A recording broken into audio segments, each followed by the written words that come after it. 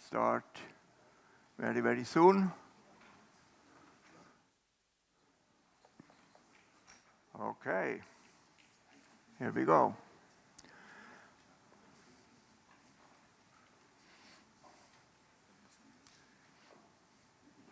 Meine sehr verehrten Damen und Herren, Ladies and Gentlemen, herzlich willkommen einmal mehr am Schweizerischen Institut für Auslandforschung an der Universität Zürich. Wie Sie vielleicht erleben können, sind unsere Veranstaltungen in diesem Herbstsemester besonders eng getaktet. Es ist ein richtiger Parcours, nicht nur für mich, sondern auch für Sie. Das hat verschiedene Gründe. Vor allem aber wollten wir wieder in analogen Kontakt mit Ihnen treten, denn die Bühne aus Fleisch und Blut ist eben doch etwas Einmaliges und nicht Kopierbares. Ladies and gentlemen, I'm very pleased to announce our evening of tonight. After conferences by Christian Lindner, Neil Ferguson, and Swiss Secretary of State Alain Berset, we welcome again at our institute the eminent historian and thinker Anne Applebaum. Dear Anne, we are very proud to have you here. It's always a great honor at the SIAF. Thank you.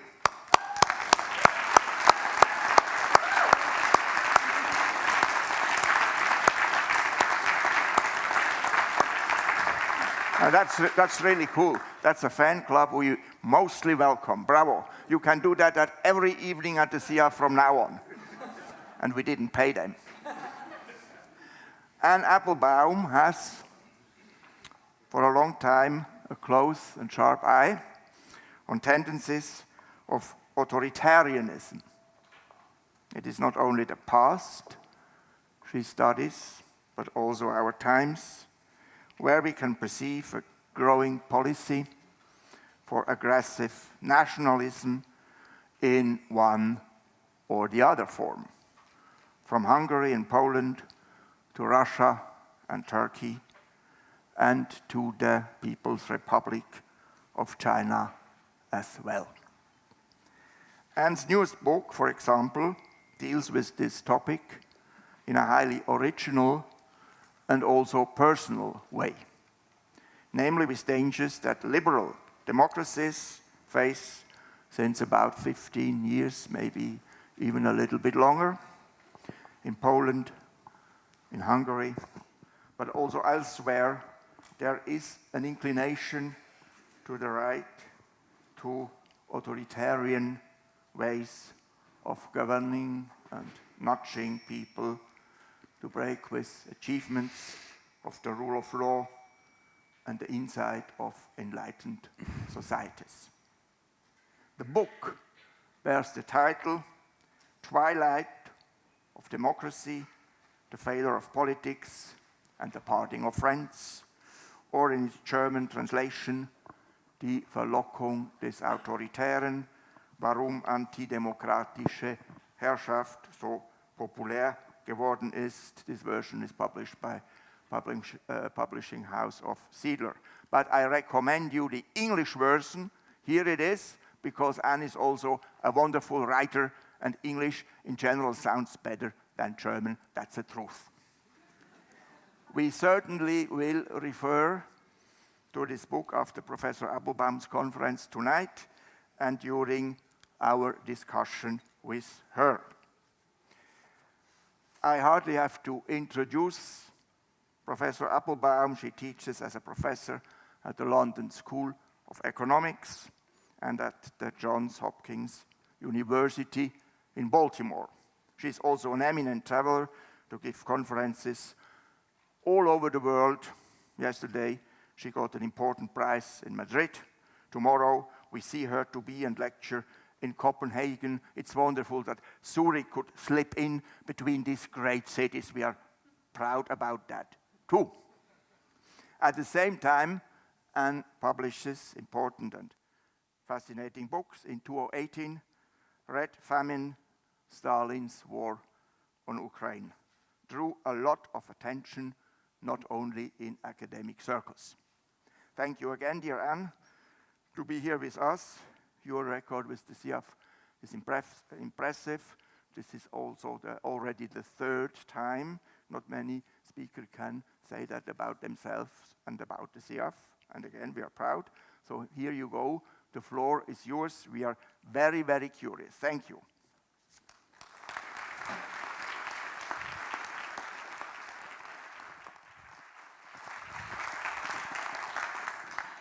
So thank you so much for that very warm welcome. I do love coming to Zurich. It's not merely because it's halfway between Madrid and Copenhagen.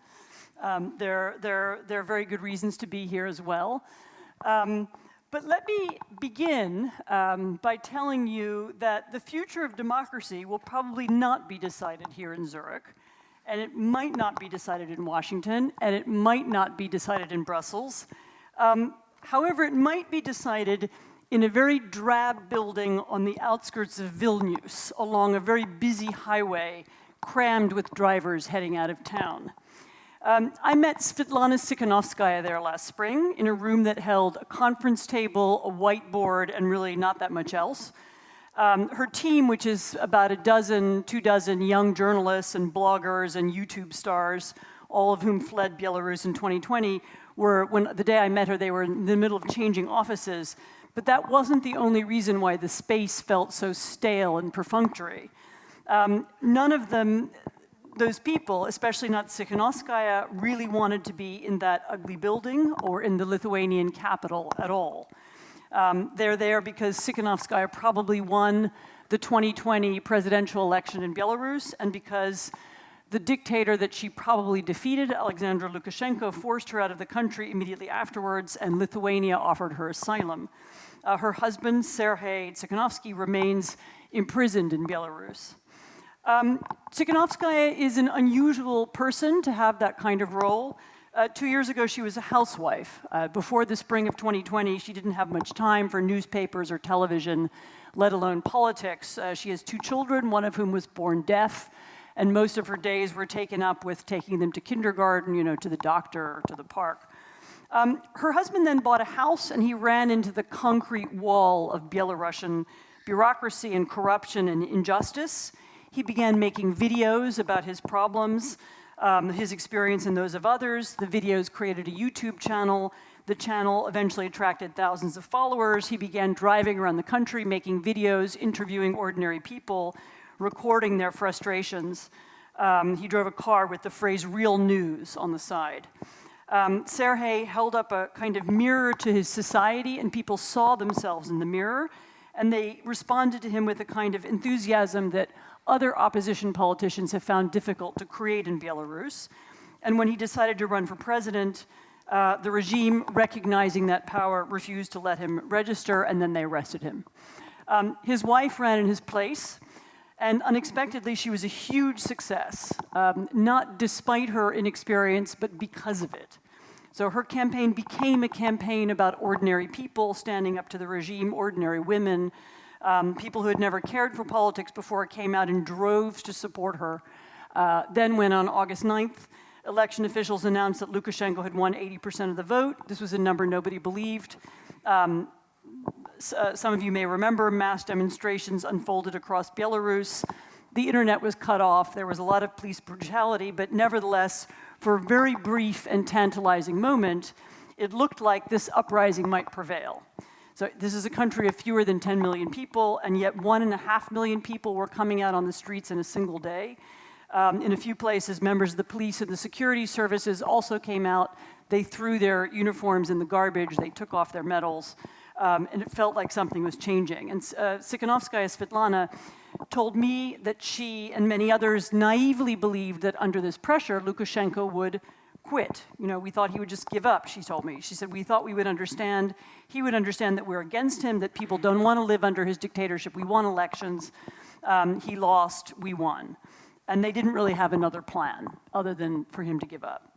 And at first, Lukashenko also seemed to have no other plan, but then it turned out that his neighbors did. And so on August 18th, a plane belonging to the FSB, the Russian security services, flew from Moscow to Minsk, and Lukashenko's tactics rapidly changed. So Russian television journalists arrived to replace the Belarusian state television journalists who had gone on strike, and immediately stepped up the campaign to portray the demonstrations as the work of America and foreigners and all kinds of enemies. Russian police appeared to supplement their Belarusian colleagues, or at least give them advice, and a policy of selective arrests began. So as Putin figured out a long time ago, mass arrests are unnecessary if you can jail or torture or possibly murder just a few people, because then the rest will be frightened into staying home, and sooner or later they will become apathetic because they believe that nothing can change. Since then, some of you will know what happened. Lukashenko began breaking new ground. There are now more than 800 political prisoners in his jails. You will remember that he hijacked a Ryanair plane in May 2021, forcing it to land in Minsk so that he could arrest one of the passengers. Now Belarus, I don't know if this story is told here much or not, but he's luring Afghan and Iraqi refugees into his country, sending them to the borders of Poland, Latvia, and Lithuania, and then forbidding them at gunpoint to return. So it's a kind of another form of hybrid war. In other words, he's begun to act as if he's untouchable, both at home and abroad. Svetlana now spends her time traveling around Europe and the world, rallying one nation after the next to maintain their sanctions on Belarus. Her team keeps working online, inside and outside the country, to keep people informed. And she's really has a lot going for her. She's bolstered by the combined narrative power of what we used to call the free world. She has the language of human rights and democracy and justice behind her. She has the NGOs and human rights organizations that work inside the United Nations and other institutions to put pressure on autocratic regimes. She has the support of all kinds of people, from Joe Biden, from Emmanuel Macron, Angela Merkel, people who believe that politics can and should be made more civilized or more humane, and who see in her an authentic representative of that cause. But will that be enough? A lot depends on that answer. All of us have in our minds a cartoon image of what an autocratic state looks like. There is a bad man at the top, and he controls the police, and the police threaten people with violence, and then maybe there's evil collaborators and maybe some brave dissidents. But in the 21st century, that cartoon bears very little resemblance to reality. Because nowadays, autocracies are not run by one bad guy, but by sophisticated networks composed of kleptocratic financial structures, security services, military, police, paramilitary groups, surveillance, and professional propagandists. And the members of these networks are connected not only within a given country, but among many countries. So the corrupt state-controlled companies in one dictatorship do business with corrupt state-controlled companies in another. And the police in one country can arm, train, or equip the police in another.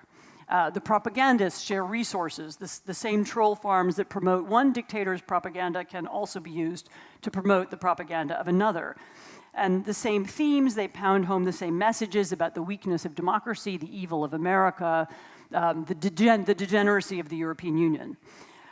This is not to say that there's some super secret room where the bad guys meet. This is not a James Bond movie. Nor does the new autocratic alliance have a unifying ideology. So among modern autocrats, there are people who call themselves communists, nationalists, theocrats. No one country leads this group. In Washington nowadays, you hear a lot about Chinese influence, but actually what bonds this group is a common desire to preserve and enhance their personal power and their wealth. And unlike political or military alliances from other times and places, they don't really operate like a bloc, but more like an agglomerate of companies. You can call it sort of Autocracy, Inc. Their links are cemented not by ideals, really, but genuinely by deals. So deals designed to take the edge off Western economic boycotts or to make them personally rich. And this is why they can operate so easily across geographical and historical lines. And so, in theory, Belarus is an international pariah. Belarusian planes can't land in Europe. Many goods can't be sold in the US or the EU. Belarus's brutality has been criticized by many international institutions. But in practice, Belarus remains the site of one of China's largest overseas development projects. Iran has expanded its relationship with Belarus over the last year. Cuban officials have expressed their solidarity with Lukashenko at the UN, calling for an end to foreign interference in the country's affairs. And of course, Russia plays the role of constant helper. Even, for example, Belarusian goods are sometimes sold to Russia, where they're repackaged and sent further, in order to avoid boycotts. But this is not so unusual. So in theory, Venezuela is also an international pariah. Since 2008, the US and Canada and the EU and many of Venezuela's neighbors in South America have increased their sanctions on the country. And yet, Nicolas Maduro's regime receives loans as well as oil investment from Russia and China. Turkey facilitates the illicit Venezuelan gold trade. Cuba has long provided security advisors and technology.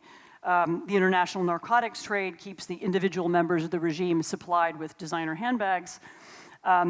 Leopoldo Lopez, who's a one-time star of the Venezuelan opposition who now lives in exile in Spain, has observed that although Maduro's opponents, like himself, have received some foreign assistance, it's nothing comparable, not even in the same league as what Maduro himself receives from people all over the world. And like the Belarusian opposition, the Venezuelan opposition has charismatic leaders and dedicated grassroots activists who've persuaded millions of people to go out into the streets. If their only enemy was the corrupt and bankrupt Venezuelan regime, they might win. But in fact, Lopez and his fellow dissidents are fighting multiple autocrats in multiple countries. And like so many of the other ordinary people propelled into politics by the experience of injustice, like Sergei and Svetlana Tikhanovsky, like the leaders of the extraordinary Hong Kong protest movement, like the Cubans and the Iranians and the Burmese who fight for democracy in their own countries, they are fighting against people who control state companies that can make investment decisions worth billions of dollars for purely political reasons. They're fighting people who can buy sophisticated surveillance technology from China or bots from St. Petersburg. And above all, they're fighting people who have inured themselves to the feelings and opinions of their countrymen as well as those of everybody else. Because Autocracy Incorporated nowadays grants not just money and security to its members, but also something less tangible and yet just as important, which is impunity. They feel no one's going to stop them. They are not held to account by anybody. And this is a change from our experience of the past. Once upon a time, the leaders of the Soviet Union, the most powerful autocracy in the second half of the 20th century, really cared deeply about how it was perceived around the world. Soviet leaders vigorously promoted the superiority of their political system, and they objected when it was criticized, banging shoes on the table at the UN and so on. Today, the most brutal members of Autocracy Incorporated really don't care that much if their countries are criticized or by who. Leaders of Burma don't really have an ideology other than nationalism, self-enrichment, and the desire to remain in power. The leaders of Iran confidently discount the views of Western infidels. The leaders of Cuba and Venezuela dismiss the statements of foreigners on the grounds that these are imperialists. Leaders of China and Russia have spent a decade disputing the human rights language that's long been used by international institutions and successfully convincing many people around the world that these Western concepts don't apply to them. And so, impervious to international criticism, they use very aggressive tactics. Putin was unembarrassed to stage, so-called elections this year, in which some 9 million people were barred from being candidates. The pro-government party received 5 times more television coverage than anyone else, and the vote counts were mysteriously altered anyway. Burmese junta is unashamed to have murdered hundreds of protesters, including young teenagers. The Chinese government boasts about its destruction of the popular democracy movement in Hong Kong.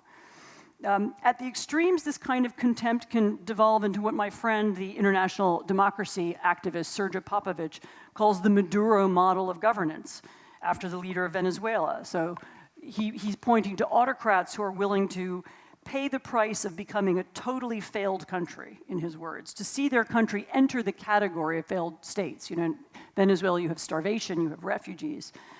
They accept economic collapse, isolation, and mass poverty if that's what it takes to stay in power. Assad has applied this Maduro model in Syria. It's what Lukashenko is preparing in Belarus. And it seems to be what the Taliban leadership had in mind when this summer when they occupied Kabul. Financial collapse is now looming, but they don't care. As one Western official recently told the Financial Times, they assume that any money that the West doesn't give them will be replaced by China, Pakistan, Russia, and Saudi Arabia. But if the money doesn't come, so what? Their goal is not a flourishing, prosperous Afghanistan, but an Afghanistan where they are in charge, and that might not be the same thing. And so this widespread adoption of the Maduro model helps explain why Western statements at the time of Kabul's fall sounded so pathetic. The EU's foreign policy chief expressed deep concern about reports of serious human rights violations. He called for meaningful negotiations based on democracy, the rule of law, and constitutional rule. As if the Taliban were interested in any of that. But whether it was deep concern, sincere concern, profound concern, these kinds of statements don't mean anything to the Taliban or the Cuban security services or the Russian FSB because their goals are money and personal power. They are not concerned deeply or sincerely or profoundly or otherwise about the happiness or the well-being of their fellow citizens, let alone whether they enjoy democracy and the rule of law. And now here's where the story comes a little closer to home. Because how is it that modern autocrats achieved such impunity? And let me now spend a few more minutes arguing that it comes in part by persuading so many people in so many other countries to go along. Let me go back in time for a moment and tell you that in the spring of 2016, I helped publish a report on the Russian use of disinformation in Central and Eastern Europe. And together with a colleague, I took it around Washington. We went to Capitol Hill and the State Department and talked to anyone who would listen about this problem.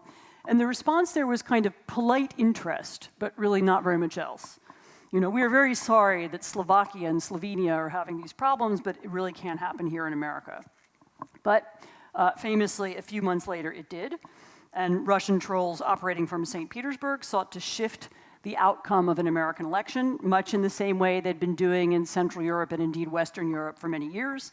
We all know the tactics now. You use fake Facebook pages. You impersonate either anti-immigration groups or black activists. Use fake Twitter accounts. They tried to infiltrate groups like the National Rifle Association, and ultimately they weaponized this hacked material from the Democratic National Committee. But instead of rejecting this interference, the Trump campaign welcomed it. And famously, Donald Trump Jr. wrote to an intermediary for a Russian lawyer who he thought had access to damaging hacked information about Hillary Clinton. He said, if it's what you say, I love it. And this is a continuous feeling going back many years. In 2008, Trump Jr. had also told a business conference that Russians make up a pretty disproportionate cross-section of a lot of our assets. So in 2016, Russia's long-term investment in the Trump business empire paid off.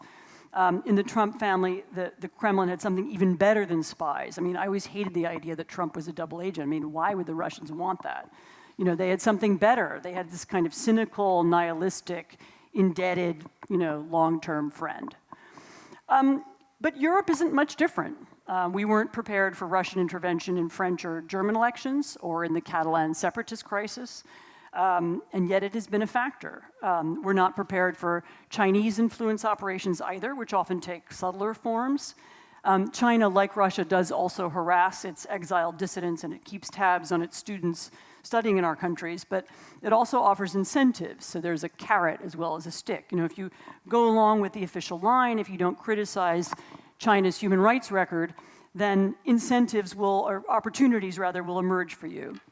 So in 2018, the McKinsey Corporation held a really tone-deaf corporate retreat in Kashgar, which is just a few miles away from a Uyghur internment camp.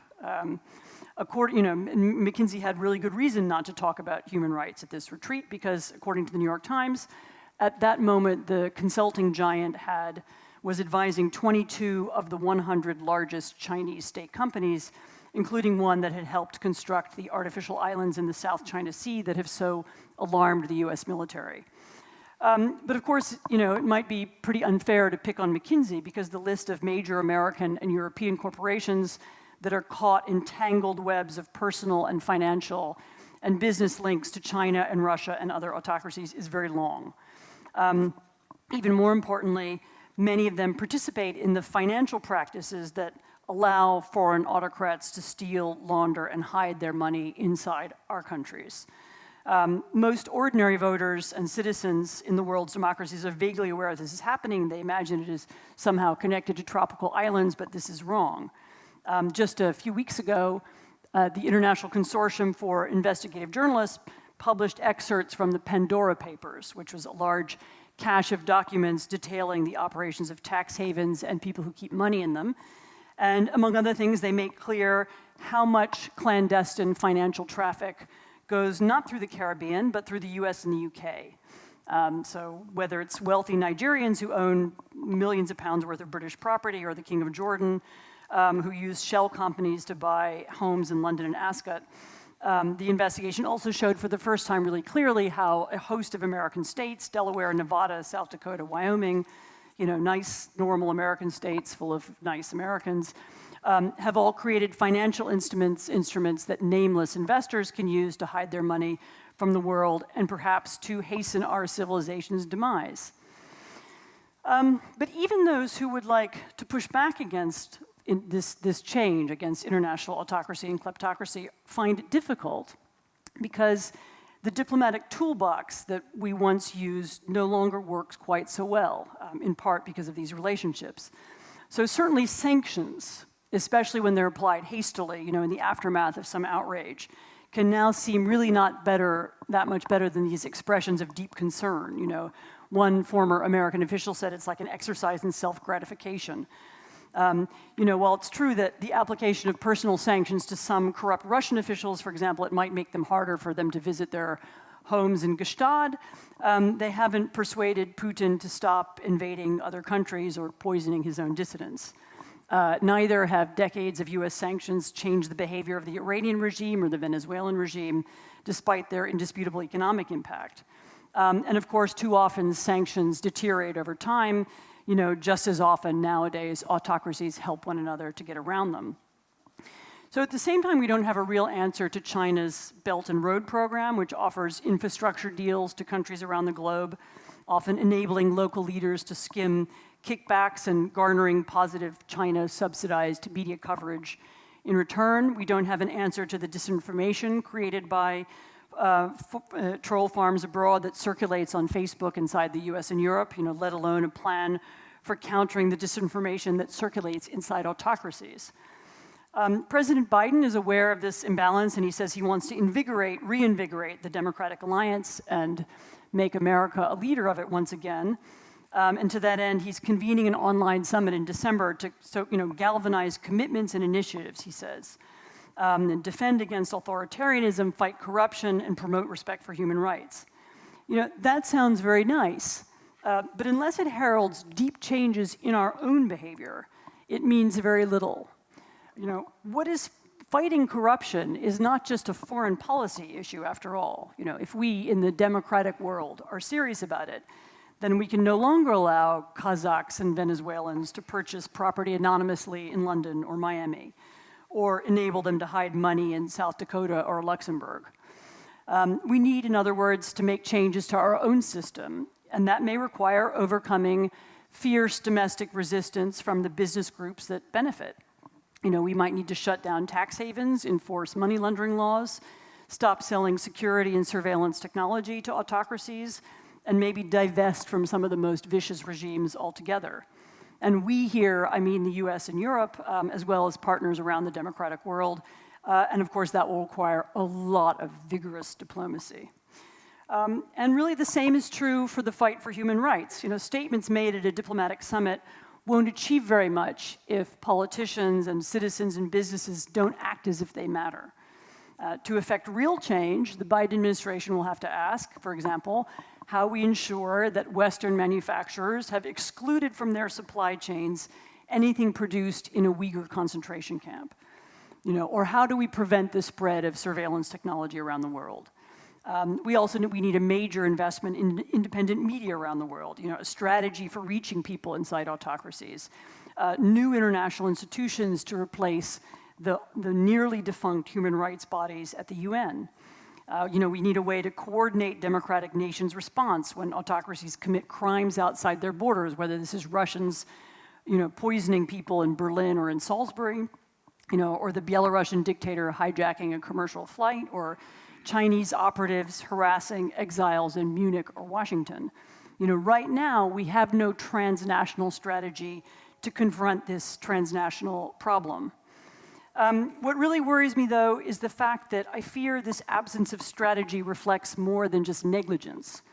The centrality of democracy to American and European foreign policy has been declining for many years. At about the same pace, perhaps not coincidentally, as the decline of respect for democracy in America and Europe themselves.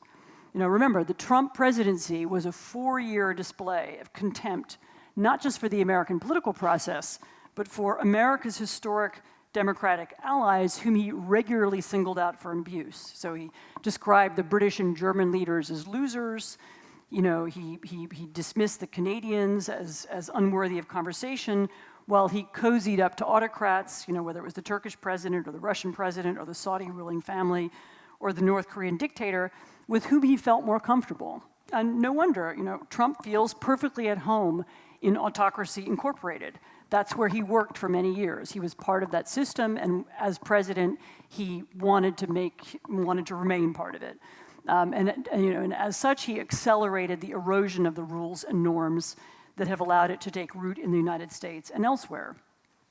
At the same time, a part of the American and European left have also abandoned the idea that democracy belongs at the heart of our foreign policies, not out of greed and cynicism, but out of a loss of faith in democracy at home.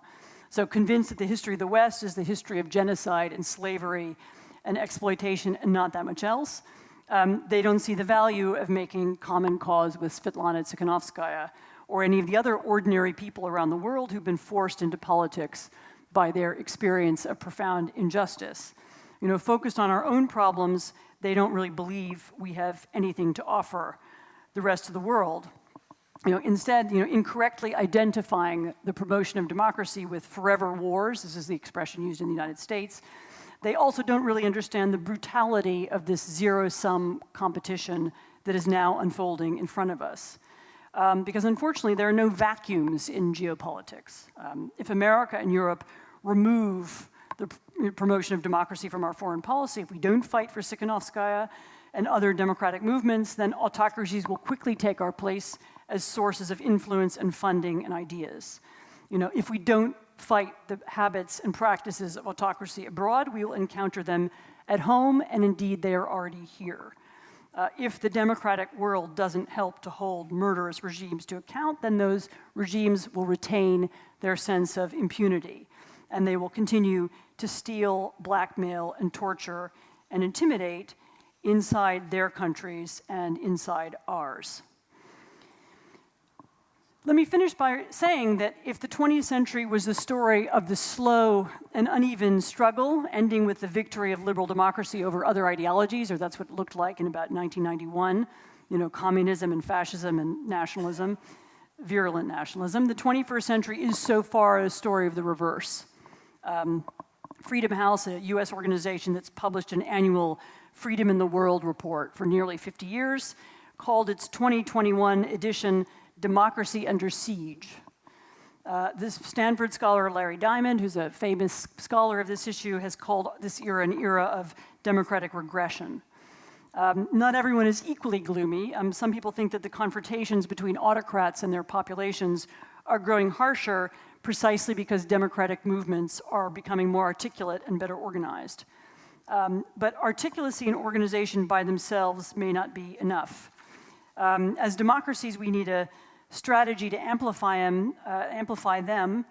And I hope that the many people in this room who now do or will in future work on Swiss and European foreign policy will help create that strategy in years to come. Thank you.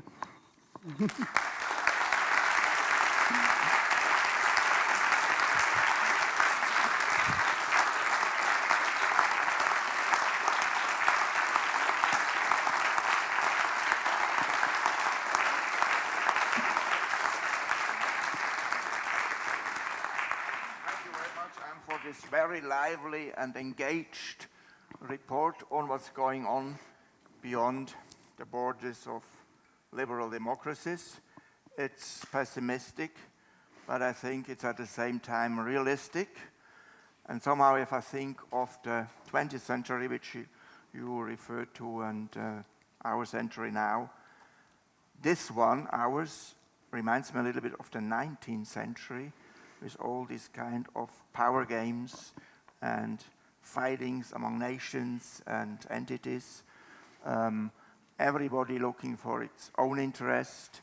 So how actually, and this is the question, how can we proceed to get to a better world? Now, my first question is a rather philosophical one, because you are a historian. Do you believe in the long run on progress of history, not exactly in the Fukuyama term, because this was a construct which didn't hold strongly, but as a process of civilization, that we proceed, nevertheless, into better conditions of life all in all? Or is it always fighting forth and back? Sometimes we have islands of peace and prosperity, and then the next storm comes. So let me answer that by saying that I actually think now, and I didn't always believe this, but I believe it now, that this notion of liberal democratic progress, that things will always get better, is not just wrong, it's quite dangerous. Because it creates real complacency. I mean, if everything's just going to get better because that's the law of history, because because liberal democracy is the obvious solution to every answer, and because sooner or later everybody will end up there, then none of us really need to do that much to make sure that it happens. We can all go off and do other things. We can make money or paint paintings or build buildings. We don't have to worry about democracy because democracy is going to be just fine.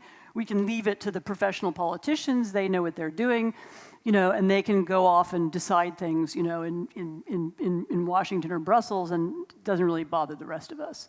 And this mistake is not only a mistake when dealing with the issues I was talking about tonight, but of course it's a mistake when thinking about the futures of our own democracies, which I don't want to speak for Switzerland, which is perhaps a special case, but certainly the need for civic engagement and civic education and civic activism was bitterly and badly neglected, certainly in the United States, but also in many other parts of Europe. And again, as politics became a professional thing that specialists did, people who were a little bit strange in high school, and liked to run to be class president. It was just, it wasn't really cool. I mean, and it became something that other people did. I think that had a truly damaging effect on a lot of our democracies. And one of the reasons that happened was because people felt everything's going to be fine. It's all going to go fine anyway. No, really, there are no historical rules. I don't believe in historical determinism. What happens tomorrow depends on what we do today. And by the way, that doesn't make me a pessimist. All I'm saying is that there's no rule that says our civilization has to succeed, but there's also no rule that says it won't collapse. There's a or that it will collapse. So we don't need to be pessimistic and throw up our hands and say we can't do anything, but neither should we, be, historical determinists and say, well, because there's progress, we don't have to bother. So a dangerous attitude anyway, then we think, okay, it runs itself and we're safe off. Now you refer also in your book to the we or to the we's, and of course it's also a sort of appealing we in this whole. We share often common things and values and so, but if you look at Europe, there are so many different we's currently. You have the more Western Europe we's, you have the Eastern Europe we's. So how do you get together somehow to build a we which is also possible, has the possibility to get into action of what we should do?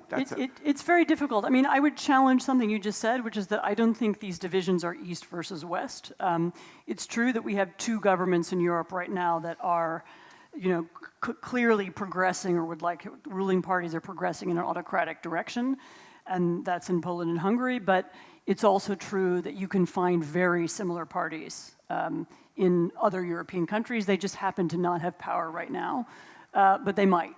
You know, so I don't see it as East versus West. But you're right that the need to build a sense of community around the values of democratic civilization. It's not really about Western civilization, because the West is a term that absolutely doesn't mean the same things that it used to mean, and we're not in the Cold War anymore. Building those values and building some sense of continuity around democratic civilization, and that would include, by the way, the Asian democracies and South American democracies, and creating some sense that we together are fighting or at least engaged in some senses in a single project. I think it's really the task for statesmen over the next year. I don't have a formula for it.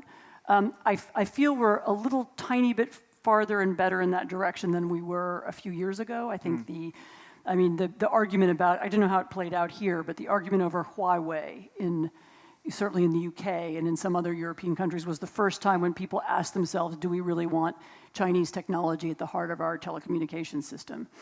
And some European countries answered yes and some no, but it brought up the problem for the first time in a lot of places. I paid close attention to the debate in the UK, and it was very difficult because they'd already made a big investment, and so it was costly, but the fear, the sudden realization of what this could mean further down the road, I think changed things. And so I think we have had a change of mood. We don't yet have, as I said, what we don't yet have is a strategy. What we have now is reactions. Exactly. The Belarusian dictator takes a plane out of the sky and we rush together to have sanctions. Right. But what we don't have is a strategy. What do we do about him long term? That's really a problem, actually. Make one short test. Anybody here in the hall owns a Huawei cell phone? Be honest. All right. 2 only? 3? And you might have your reasons, but be careful, they spy you. There are other ways to be spied on, so I wouldn't worry about it too much. But this is and there are lots of this is probably rather efficient anyway. Whatever we do, we get spied, and we only can hope that we are so unimportant, not you, of course, that it doesn't matter what we do. But it can be menacing, and you can have sleepless nights. Now you refer to statesmen, indeed. But don't you think there is a lack of personalities recently, of real characters in politics? You have... No. No? I think there's too... no. I spent a lot of the last year writing about U.S. politics, and we are not lacking for people with personalities. No. Where are they? I mean, we had some very loud people running the White House in the last 4 years. So, and I'm not sure I would like to repeat that experience. But, look, I mean, this is a different, there's another question, which is, what are the sources of so much discontent and, dissatisfaction with our democracies? One of them is we have made politics a really hellish profession. And I'm married to a politician, so I can describe it. What do you mean by that hellishly profession? Recently there's been a lot of talk about this in the UK, where there was recently yet another murder. This is the second time a member of parliament has been murdered in recent years by one of his constituents. You now have people who are under constant observation, 24 hours a day. Sometimes they're under constant attack online. They get death threats, they get trolls attacking them. Women have horrible threats made to them, women politicians. I once spent an afternoon with a group of French women, members of the French Assembly, who described to me, the kinds of messages they get and what they have to do with them. You're under constant threat.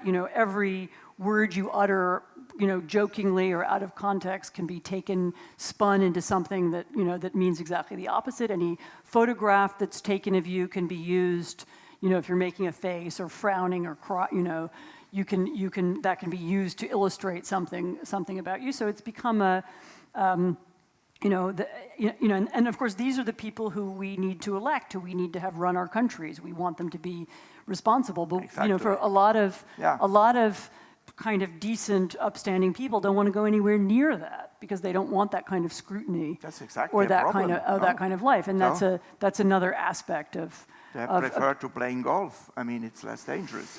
And you know, I mean, it's absolutely true, and we discussed that in the car when I picked up Anne at the airport. Whatever you do as a politician, also with other professions, of course, one wrong smile, one wrong word, and you can have from a shitstorm to be stabbed to death. Yes. You know, and that's really horrible. So what can we improve? I mean, it's eventually the fate that will face all of us. I mean, you know, because really anybody can be examined or torn apart, you know, by a Twitter mob, and we've seen the way that's happened in other spheres and other walks of life in recent years too. I mean, I think part of what has to happen is people have to, you know, learn how these sites work and learn that, you know, when you're attacked or when someone attacks one of your employees or one of your colleagues, that doesn't mean that it's true. You know, we need some more distance, you know, in the same way we would have distance from a criminal mob in the street. But so some of this is particularly for leaders of institutions. It's learning how to deal with this new world and not to be moved by this, you know, these new forms of mob justice. It's also a sort of populism, you know, which is fostered by that. Populism always is a reduction of complexity. And we look at our world, it gets more and more complex in many, many aspects. And people who are not constantly... Populism in some ways, are what, you know, it's a reduction, but it's also a reaction to the increased complexity of life. You know, we live in a very complicated world. Right. We have very complex arguments. And complexity bothers some people, and they would like it reduced to things that are simple, and actually I don't really like the word populism because it's got different connotations and different moments in history. But certainly the authoritarian temptation, even in Western democracies, comes partly from that. You know, who are all these people having these terrible arguments and all this anger online? Can't someone just come and make them all quiet, you know? Or I would like my side to just win. I don't want to have this argument anymore. I want to end the argument. And that temptation is historically, it's very strong at moments of conflict. You know, this is why civil wars often end in dictatorships. You know, Napoleon arrives and shuts it all down. And so, you know, and we're living in that kind of moment now, where we have this enormous range of arguments and debate online, and that anger also bothers people. And also there are people who know how to create and incite and develop that anger and make the anger worse. Yes. And amplify the anger. Yes. And Trump was a master of that, of course. No question. And there are others who are good at it too. Absolutely. So, ladies and gentlemen, it's your turn. There's so many questions in the audience here. Seize the opportunity. Anne is moving to Copenhagen tomorrow morning, so we have another 6 or 7 hours. Who would like to ask the first question? Oh, there are many. We start here, then we go up here.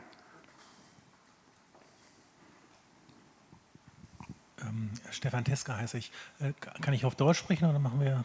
How is that? If you translate. Oh, okay. Go ahead. Don't make it too complicated. Ein bisschen Deutsch. Okay. A little bit. Die Grundlage Ihrer Argumentation ist ja, dass die Philosophie der Demokratie die richtige ist. Ist die Frage jetzt, ist es nicht richtig, den nächsten Schritt zu machen, aus der Demokratie heraus eine neue Philosophie zu entwickeln, weil man erkennt, dass die Demokratie so viel Angriffe kriegt und nicht bestehen kann gegen den Systemen, die gegen die Demokratie arbeiten. Es ist der richtige Zeitpunkt, über eine neue Philosophie nachzudenken und die Demokratie weiterzuentwickeln. So, developing democracy in new forms because it fails now in many aspects, as you told us. The question then, of course, is what these new forms of democracy could be, for which countries, entities, for the world itself, or whatsoever. How would that look? So I'm not going to offer a formula. You know, we all know the problems with referenda and direct democracy. I know you love them here, but they don't work so well everywhere and in other places. One of the areas that I think has been insufficiently explored is the way in which the online world, the internet, could be used positively to increase democratic participation we've allowed a few social media platforms, a few internet platforms, they're not all social media platforms, really to dictate the rules of online discourse. So Facebook has set the rules. And the rules are that, that what really matters to them is engagement, how much you stay online, and therefore how many ads you click on. And that's what matters to them. And in order to keep people online, they seek to amplify messages that are divisive, that make us angry, that make us emotional. What if there were different forms of online conversation? And actually, there have been several attempts to create them. What if there were different forms where citizens participated in conversations about particular issues? What if the rules were different? There's a very interesting form of social media that's used in the American state of Vermont. It's called frontdoor.com. And frontdoor.com, a lot of it is people talking about, the latest, thunderstorm or something, but some of it is they have political arguments, local politics. But one of the rules of it was that when you post something, your post doesn't appear for 24 hours. So if you write something, if you see something that really makes you mad, and you write a really angry response, you have 24 hours to rethink it. One of the other things about it is that everybody who's on the site is a real person who lives in Vermont, and so you're not talking to somebody in St. Petersburg when when you think you're talking to your neighbor. I mean, that's maybe a silly example, but there have been numerous experiments. There are several famous ones that have been carried out in Taiwan to have online conversations using programs that seek to create consensus instead of conflict, and create, bring people together and have, so you can see, for example, a map where you can see whose opinions are you closest to rather than just the ones that you're farthest from. So there's a possibility for online conversation that could be used in democratic politics. I mean, imagine if we could hold national debates that way, or even specific, local budgets, difficult local decisions. Should we build the road or the bridge? What if it was possible to have that discussion in a way that people could participate, but not in a way that would end in rancor and everybody shouting at each other? I think there are, although each country has its own issues. In the U.S., there are some very difficult constitutional issues that are making polarization worse. The nature of our Congress and the nature of our Senate, and there are reasons why we have this bad conflict now. And so there are reforms you could suggest for the U.S. or for the U.K. or Poland or surely here. But as I said, there are also some experiments in democratic conversation that we haven't tried yet. So let's build some clever tools, for instance, at ETH or so. Now there were questions up there and then in the middle. First, the gentleman in the second last row.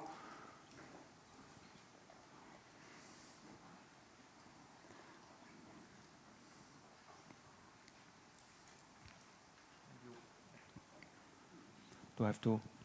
You hear me? Yeah. Thank you very much, Professor Applebaum. This evening was enabled by some companies that are shining behind you, like Credit Suisse, McKinsey, or Roche, which are the who is who of companies doing business in China, Russia, and Belarus. If you have an occasion to talk to the representative of these companies, maybe after the evening, the public part, what would be the message? Or to put it more bluntly, should companies like these be banned from doing business in totalitarian or semi-totalitarian countries? What is your view on that? So I don't believe in bans, but I do think that if you're working in a country, you have a responsibility to think about what your role is in the country. And there have been international, multinational companies that play very good roles in investing in autocratic or semi-autocratic countries.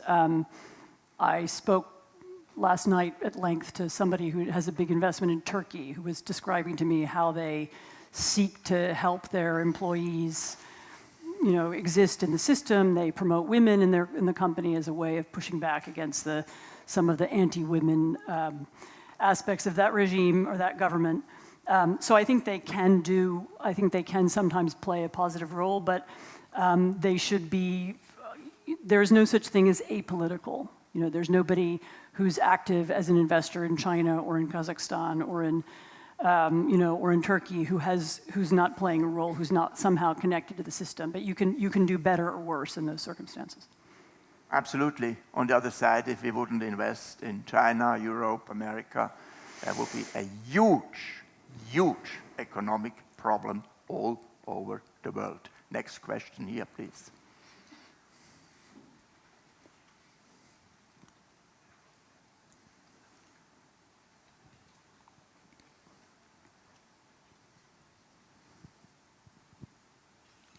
Can you hear me? Yeah. Thank you for your lecture. It was very interesting. The question I have is the following. You talked about the how ineffective sanctions are against this sort of conglomerate that you described, made up of authoritarian regimes and various other corporations, etc. Now, the big autocracies of the 20th century have actually been brought down by invasion or war waged from liberal democracies, essentially. Do you think this is a realistic scenario that we will have to face eventually in this century? So I'm not sure the Soviet Union can be described as having fallen because of a war. It's true that there was, a kind of, well, let's not go into the whole history of the Cold War right now. But I mean, I don't know how much time we have, but essentially the Soviet Union was brought down by its leaders' lack of faith in their own system, which eventually collapsed. But that's a longer story. I have to be careful how I say this. I mean, I hope that there will not be a war. I don't want to see a war between anybody, and certainly not between any existing great powers. But I do worry that we might have to face that choice sooner than we would like to in a number of places. And being prepared for it and beginning to think about, particularly, for example, for Europe, to begin to think about what if the US is distracted by military obligations in Asia? What would that mean here? Should we be prepared for that eventuality? Should we begin thinking about what European defense might look like in those circumstances? Yes. So the prudent thing is to be aware of that possibility without, of course, seeking to provoke it. How do you consider the problem of Taiwan? I heard that you said it could happen anytime, and Neil Ferguson said it's happening in 5 years, and we have other. Well, Neil is better at predicting the future than I am. Yeah, I don't have a special crystal ball in which I can tell you that this will happen. Taiwan is very complicated, and there are very complicated relationships between Taiwan and China. And as I had understood it, it was China's policy to try and win without having a military conflict. And maybe they will continue with that policy. To some degree, the loud language about military invasion, so on, that we've heard in recent months may have other meanings. It may be intended to threaten or frighten people in Taiwan. It may be intended to make an impression on America and its allies here. I mean, it may have other causes and reasons other than the fact that they're really going to do it. I mean, it would be obviously an extremely costly and difficult thing to do. And so I don't. But I don't. As I said, I can't make a prediction. It can't be ruled out. It doesn't seem to me like an obvious thing for China to do right now. But I don't know. Wouldn't really make sense for them. Also, I mean, it's a risky play. Also, with the background of the economy. Yeah, I mean, but we're just speculating. I mean, I have no idea what the Chinese leadership thinks. Here, please.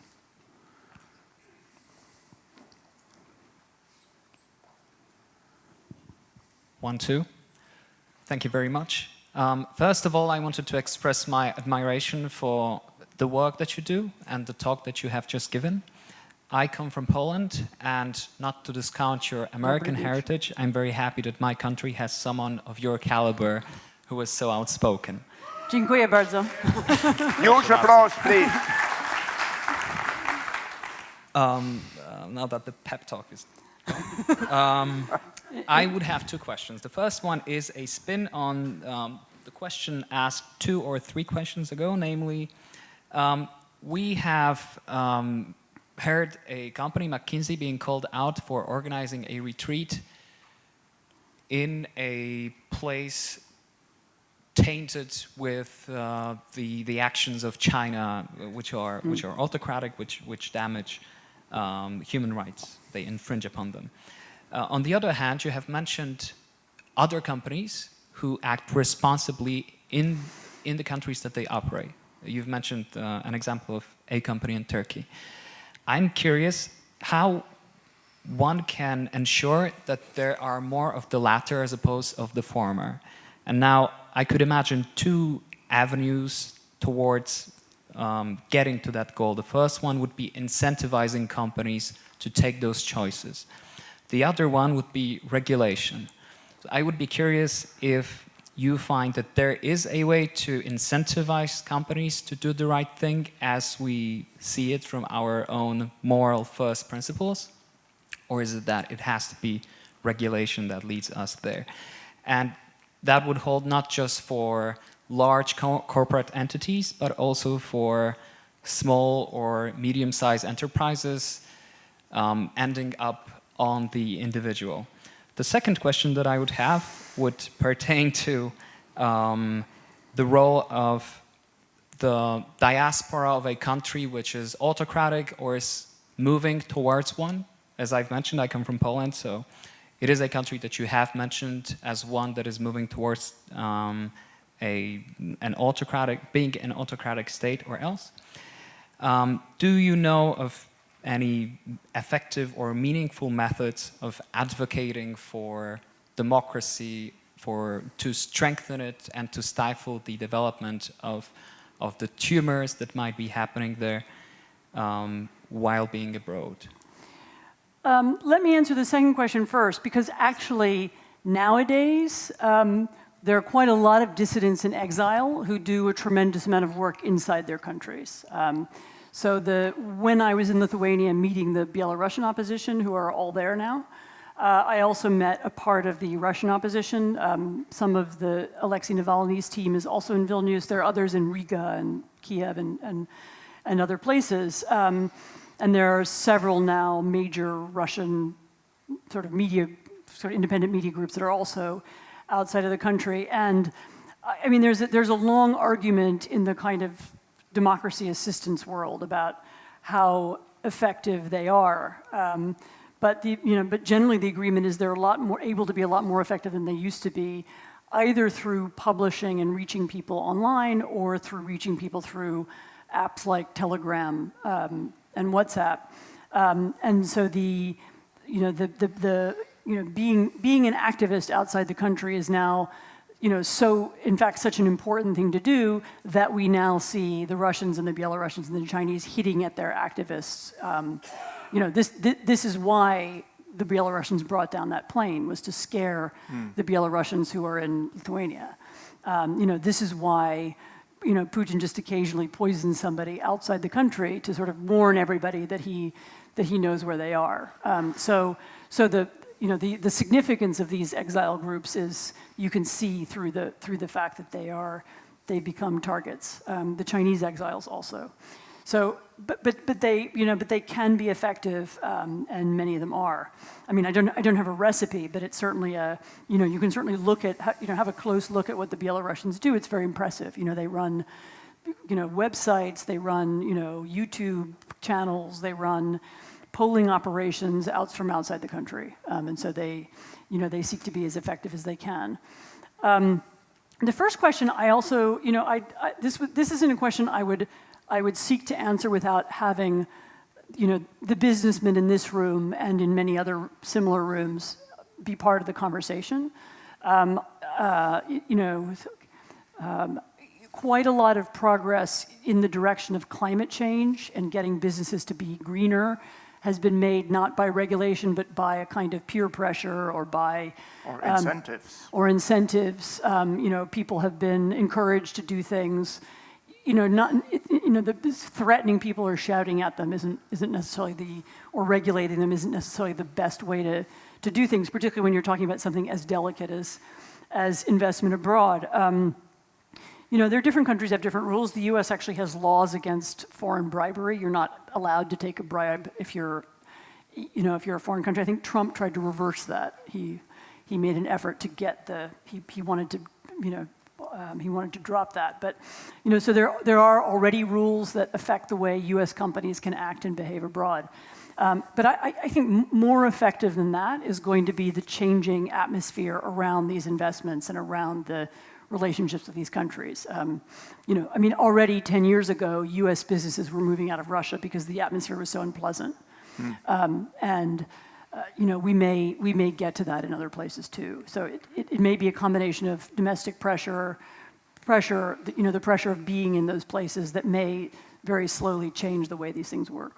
Right. That'd be my guess. But I don't have a blueprint. Okay, over there too. I would say another 10 minutes and then we call it a night and you think about what you heard. And they have to do an assignment and come back in the morning? Of course, absolutely. That's how it works in Switzerland. Everybody writes a paper, yes. Right? Okay. You seem to be suggesting that the West should stop the regression of democracy around the world. How are we supposed to do that if our own democracies, in particular in the United States, are breaking down, or not the democracy, but the democratic spirit? So part of my, as I was giving this lecture and I was thinking about it, part of maybe the point I didn't make was not clear enough. I think there's a direct connection between the deterioration of our democracy, our democracies, but in this case we were talking about American democracy, and the fragmentation of the democratic, the democratic coalitions around the world.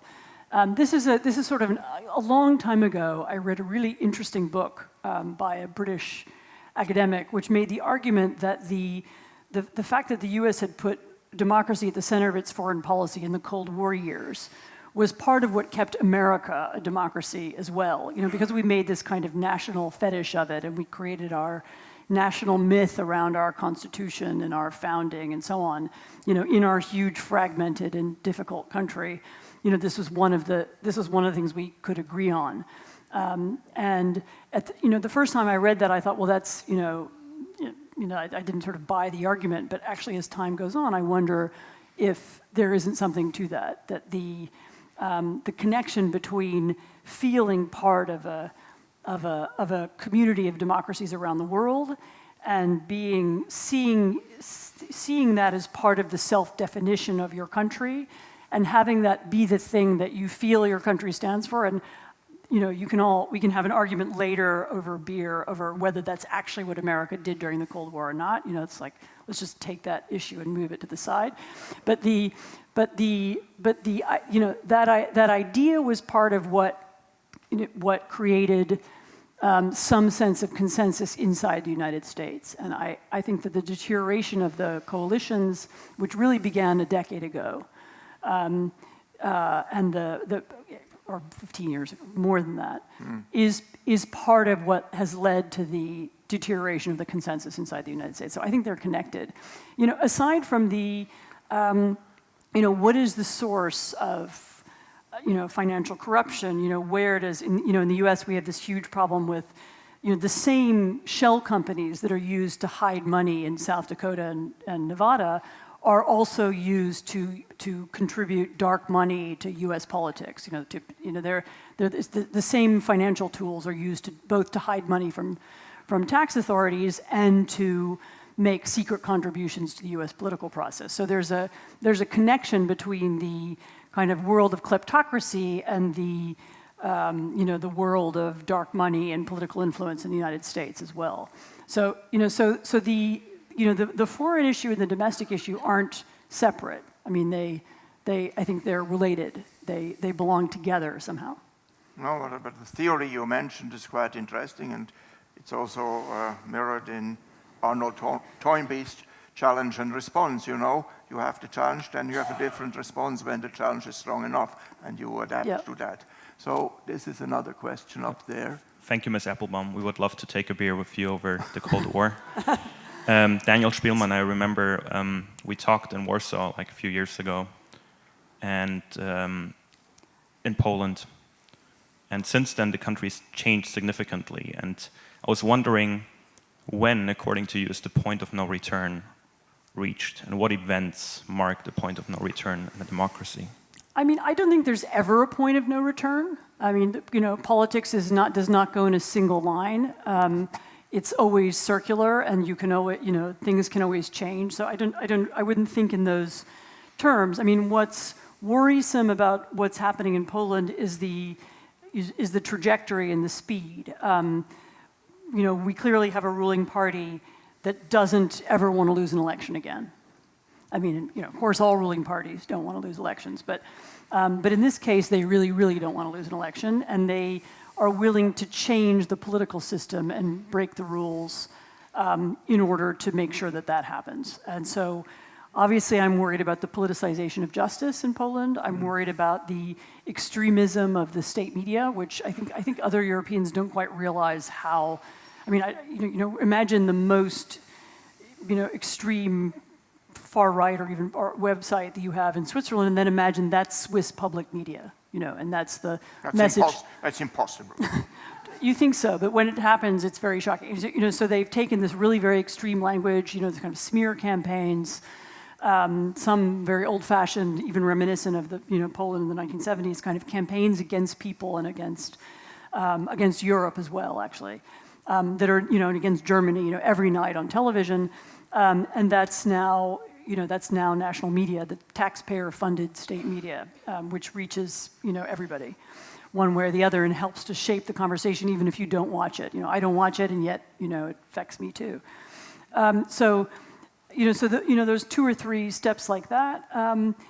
You know, the things I would watch very carefully is this argument with Europe, because this will tell you, you know, just how much do they care about politicizing the judicial system, because that's what the argument is about. You know, is Poland allowed to have politicized justice or not? You know, government-controlled courts, because that clashes with with the rest of the EU.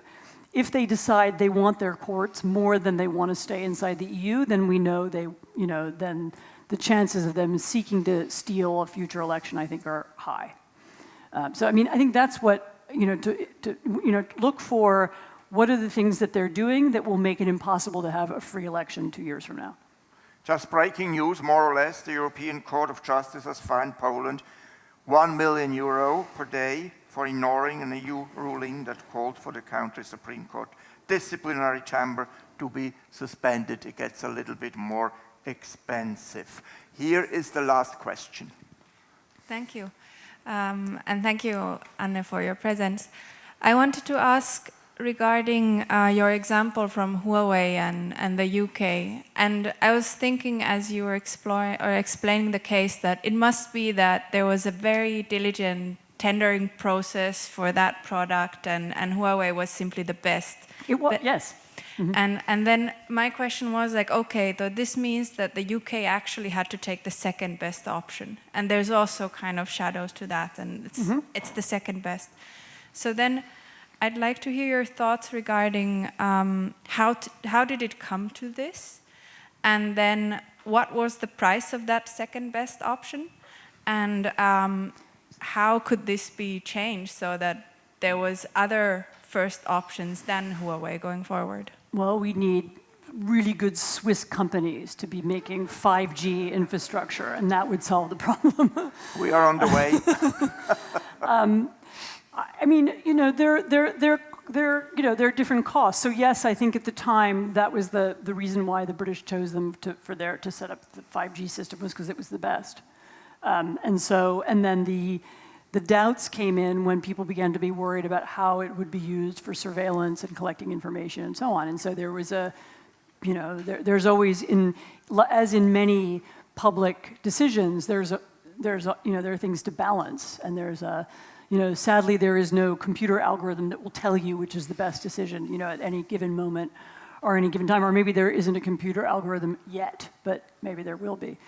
But the decision, was that the political fear of what could be done with this, had to be balanced into, the question of saving money. I mean, and these are just questions that all of us are going to face over the next few years. And I don't want to sit here and claim that these are really easy answers and there are these kind of simple, straightforward solutions and we should all do X or Y and that would solve the problem. I mean, there are going to be these very complicated financial and moral and political decisions that need to be made, both with concern for people doing business now, but also with, what state will our economy and will our political system be in 10 years from now? Absolutely. I would have liked to discuss another topic, but it's too late, namely the influence of Islamism as a menace to liberal democracies more and more, and what we do, and why so many intellectuals don't want to touch this topic. But this is probably a little chapter for the next conference of Anne. Now we proceed to what we are offering to you soon. So, next week, Sarah Wagenknecht. I mean, she's also a superstar, you have to come, and it will be tough, I tell you, it will be tough. And then on the 16th of November, we have Elif Shafak, the famous Turkish writer, is a good friend of mine, wonderful person. Every person appearing here at SIAF is wonderful, but some are even more wonderful. Everyone should read her most recent book. Yeah, fantastic. And then, of course, our Bernard Piquet with his balloon in the stratospheric spheres, and he's also a psychologist and a highly entertaining guy. We have the SIAF talks live from the studio. The next one is with the chairman of Nestle, Paul Bulke. We will bring in, of course, all your arguments in discussing the policy of this not only big, but also great company all over the world. And then we have another evening at the Literaturhaus with Professor Dan Diener on November 29th. And we are already working very, very hardly to prepare the program for spring. And I tell you, it looks easy when the speaker is here. But before she is here, it's a hell of stress. And now... Thanks a lot. You should say thanks a lot. Now. And now we always have a little surprise or a gift. And we thought, my God, if you move a little bit to the side, here is the surprise. Now, you wrote many wonderful books, but you also wrote a Polish cookbook. I did. Very famous success all over the world. Yeah, really. Very successful. And yeah. I tried one recipe, the Polish carp, and after 5,627 bones, I gave up. And of course, the alternative to such a task is a Swiss fondue. It's easy, it melts. You have to be careful if it melts too much or too slowly. It is like a piece of concrete in your tummy, and then you are possibly dead. No, but actually, it is a cookbook for... Now, fondue. If you look at the... can we move on with that? Yeah, here. You see? Here you are. And also this is an instrument, I would say your husband uses it and you watch him to use it properly. And this is the Swiss cookbook, Cooking in Switzerland. And the next time we join my kitchen and we do it together. Thank you so much. And thank you, thank you.